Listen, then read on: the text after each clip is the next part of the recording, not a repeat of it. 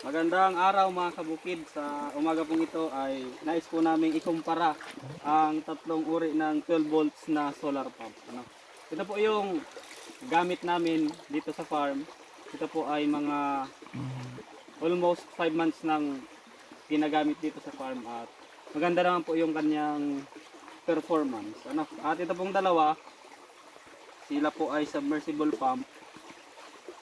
Subukan po namin kanina po habang aming sinusubukan, nakita po namin na ito po ay medyo mahina yung kanyang buga ng tubig kaysa dito sa